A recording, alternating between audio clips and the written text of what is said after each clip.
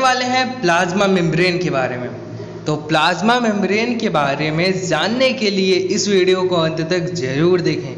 आज आपको plasma membrane से रिलेटेड हर एक चीज़ समझ में आ जाएगी। तो guys come on and do hard work.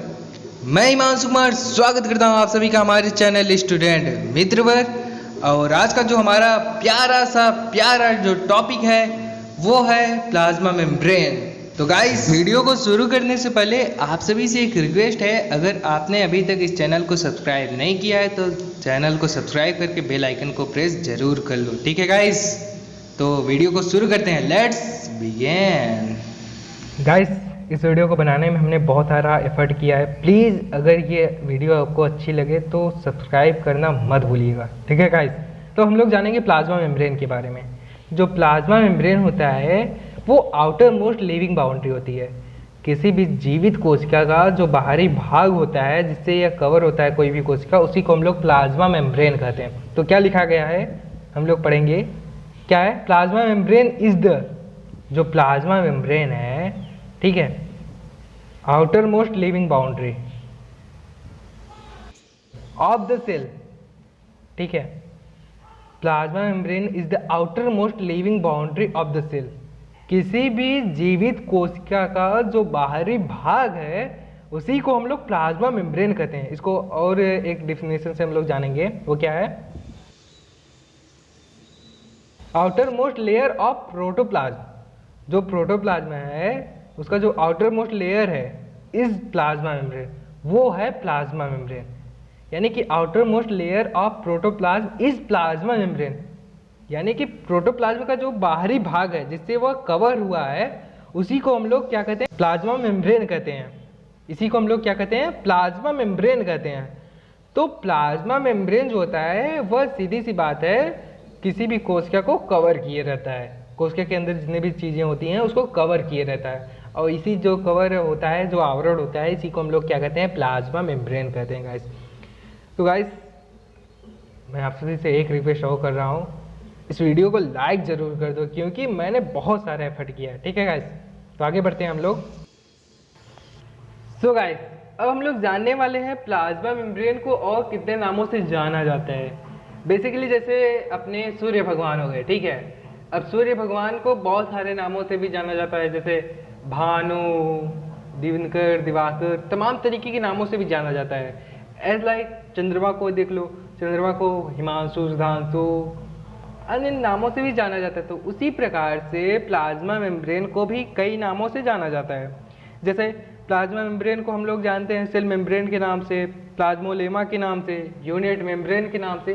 तो बात आती है ये नाम किसने रखा? ठीक है, प्लाज्मा मेम्ब्रेन है तो प्लाज्मा मेम्ब्रेन नाम किसने रखा?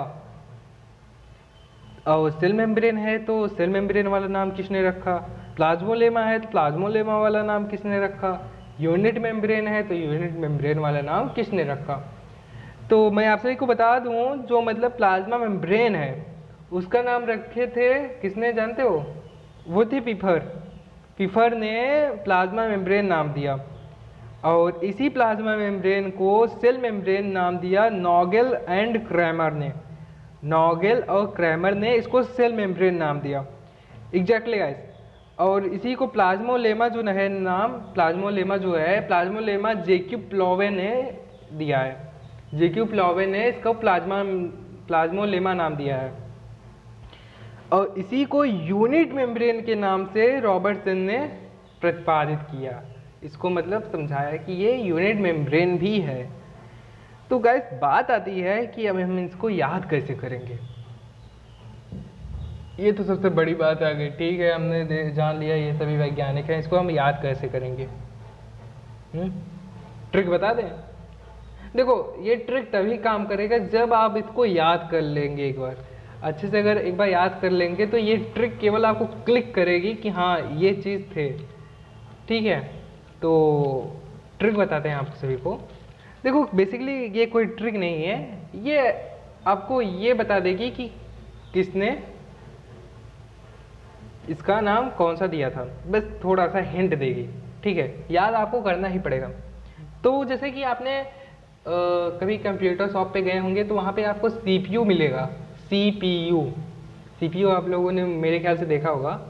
तो सीपीयू जो है, सीपीयू से हम याद कर सकते हैं सेल मेम्ब्रेन, सी से सेल मेम्ब्रेन हो जाएगा, यू से यूनिट मेम्ब्रेन हो जाएगा, और पी से हो जाएगा प्लाज्मा मेम्ब्रेन या फिर प्लाज्मोलेमा।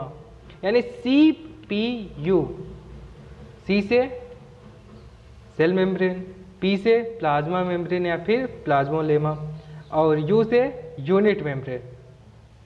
अब बात आती है कि जो ये सब हैं प्लाज्मा मेम्ब्रेन और सेल मेम्ब्रेन और यूनिट मेम्ब्रेन प्लाज्मोलेमा, इसको किस किस वैज्ञानिक ने मतलब खोजा था। तो सबसे पहले सेल मेम्ब्रेन को हम लोग देखेंगे। सेल मेम्ब्रेन को खोजा था नोगेल और क्रैमर ने। तो बेसिकली मैंने इसको याद किया है नागेंद्र कुमार, जो कि हमारे बायोलॉजी के टीचर हैं, इसलिए हमको ये चीज़ें याद हो गई। अब हम जब भी नागेंद्र सर को देखते हैं तो मुझे डायरेक्टली क्लिक हो जाता है नोगेल और क्रैमर ने सेल मेम्ब्रेन का खोज किया था। फिर उसके बाद आती है बात प्लाज्मोलेमा या फिर प्लाज्मा मेम्ब्रेन। तो बेसिकली देखो जेक्यू प्लॉवे जो है उसको आपको याद करना ही पड़ेगा। एक साइड कर लो आप, प्लाज्मोलेमा को जेक्यू प्लॉवे के नाम से आप याद कर लो अलग से, बाकी इसमें ही देख लो सीपीयू। सीपीयू में सबसे पहले नागेंद्र कुमार, फिर उसके बाद अब प्लाज्मा मेम्ब्रेन जो है, प्लाज्मा मेम्ब्रेन को किसने खोजा था? पिफर ने। तो नागेंद्र कुमार पर, नागेंद्र कुमार पर, अब पर से हमको याद हो गया पिफर, पिफर ने प्लाज्मा मेम्ब्रेन खोजा था। फिर उसके बाद पर से पिफर आ गए और आर से रॉबर्टसन आ गए, यानी कि यूनिट मेम्ब्रेन को किसने खोजा था? रॉबर्टसन। इस तरीके से आप थोड़ी बहुत ट्रिक लगा के इसको याद भी कर सकते हैं। तो गाइस आज हमने ये जाना प्लाज्मा मेम्ब्रेन क्या होता है और प्लाज्मा मेम्ब्रेन के और कितने नाम हैं और ये नाम किसने दिए, इसके बारे में हमने अभी तक जान लिया है। तो हम लोग आगे बढ़ते हैं। सबसे पहले अपने पास ये बात आती है, प्लाज्मा मेम्ब्रेन जो होता है वो 3 लेयर से बना होता है। Plasma membrane is a try layered structure. अब वे ट्राई लेयर कौन कौन से हैं? प्रोटीन, लिपिड और प्रोटीन। ये 3 लेयर से मिलकर बना होता है गाइस। कौन कौन से? प्रोटीन, लिपिड और प्रोटीन। प्रोटीन, लिपिड और प्रोटीन। प्रोटीन से, फिर लिपिड से, फिर उसके बाद प्रोटीन से, 3 चीज़ों से मिलकर बना होता है।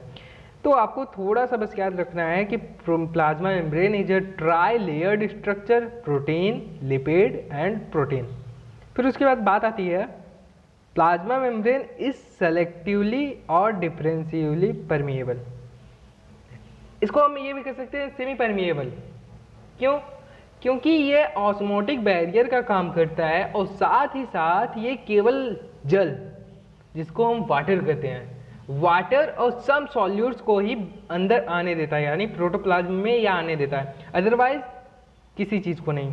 तो ये एक तरीके का सेमी परमिएबल मेम्ब्रेन हो गया। तो वही नीचे लिखा गया है, it is an osmotic barrier. ये ऑस्मोटिक बैरियर की तरह कार्य करता है, वही लिखा गया है, it is an osmotic barrier, osmotic barrier. फिर उसके बाद up to a limit behave like semi permeable. ये ऑस्मोटिक बैरियर की जैसा है लेकिन ये सेमी परमिएबल के जैसा कार्य करता है। ठीक है, तो वही इसमें लिखा गया है। आप इस चीज़ को अच्छे से अपने दिमाग में बिठा लो। ठीक है, तो बात आती है, ठीक है आपने इतना बता दिया, तो आगे क्या है? पहली चीज़ तो ये हमने जान लिया ये ऑस्मोटिक बैरियर के जैसा कार्य करता है, और दूसरी चीज़ हमने ये जान लिया ये ट्राई लेयर्ड होता है। कौन कौन सा? प्रोटीन, लिपिड और प्रोटीन। फिर उसके बाद बात आती है थिन क्वासी फ्लूइड प्लीएबल। ये पतली होती है, लगभग तरल होती है और प्लीएबल और लचीली होती है, यानी thin quasi fluid pliable film like structure, ऐसा इसका स्ट्रक्चर होता है। Present in every living cell, और यह सभी जीवों में पाया जाता है, सभी लिविंग जीवों में यह पाया जाता है, यानी कि यह जो भी है बहुत ही इसेंशियल है, बहुत ही महत्वपूर्ण है। तो चलो हमने इतना कुछ तो जान लिया कि पहली चीज़ हमने ये जाना कि ये प्लाज्मा मेम्ब्रेन होता है क्या है। प्लाज्मा मेम्ब्रेन जो होता है आउटर मोस्ट लेयर होता है। फिर उसके बाद इसके और कितने नामों से जानते हैं। फिर उसके बाद हमने ये जाना कि प्लाज्मा मेम्ब्रेन होता है जो वो 3 लेयर से मिलकर बना होता है। कौन कौन सा? प्रोटीन, लिपिड और प्रोटीन से मिलकर बना होता है। फिर उसके बाद हमने ये जाना है कि ये ऑस्मोटिक बैरियर के जैसा काम करता है। और फिर उसके बाद इसका स्ट्रक्चर के बारे में हमने जाना। तो बच्चों आज के लिए बस इतना ही। मिलते हैं अगली वीडियो में। अगली वीडियो में हम लोग प्लाज्मा मेम्ब्रेन के बारे में बहुत सारे डिस्कशन करेंगे। तो गाइस आज के लिए बस इतना ही। Thanks for watching this video.